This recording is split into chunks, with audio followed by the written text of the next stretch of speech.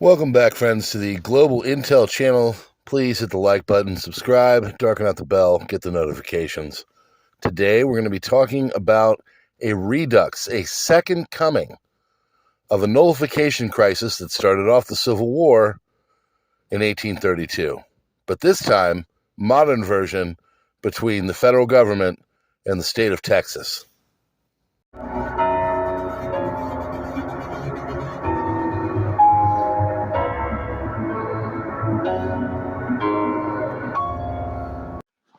All right, friends, thanks so much for being here. You know what to do. Hit that button, hit the like bell, and all that kind of stuff. Good to have you. Welcome to the Global Intel channel. There's a lot of concerns right now about Texas and the federal government going to blows. Now, keep in mind that the nullification crisis happened in the 1830s. Civil War happened in the 1860s. So just because it's happening now doesn't mean it's going to happen the way it did, or history's going to repeat, rhyme, whatever. But there are some rhymes. So currently what's going on is you have the Supreme Court strike down the lower court decision that upheld Texas's right to sovereignty as a state to keep people from invading them from the southern border. Went up to the Supreme Court. Supreme Court ruled 5-4 with Amy Coney Barrett as the deciding vote that the federal government is the sovereign in this situation. And they're the ones that hold the border and do what they do. The problem is that what the federal government doing is illegal. It is against law. We are not allowed to, there are laws on the books federally to keep people from crossing the border. Well, now they are aiding and abetting. The CBP, the Customs and Border Protection Patrol, whatever, they're actually helping people. This is admittedly from agents themselves to get them over from south to north. A lot of people have problems with this. Trump just came out and said his first thing he's going to do is going to shut down the border and stop all this.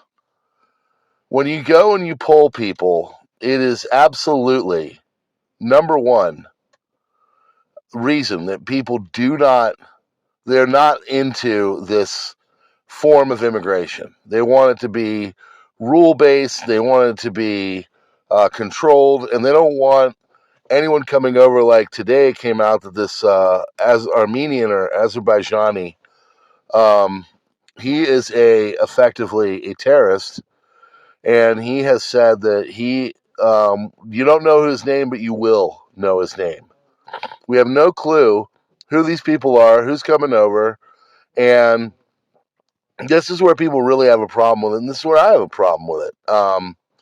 I understand that we live in a country of immigrants, and my family came here through immigration hundreds of years ago, but they came in here through a process. They came in here through a vetting and legal, and they got set up the way they were supposed to be set up, the way that it was done at the time.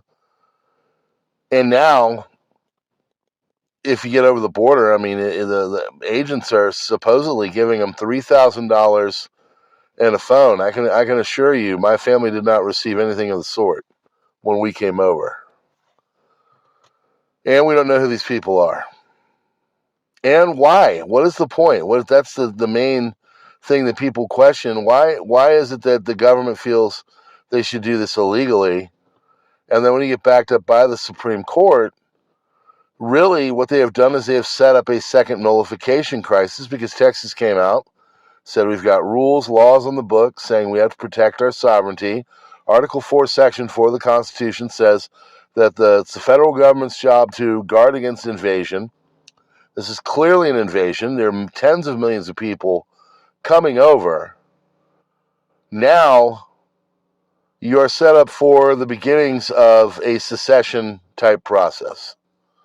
Now, I don't think that you'll see outright battles, but the National Guard and the CBP are going to be staring each other down through razor wire.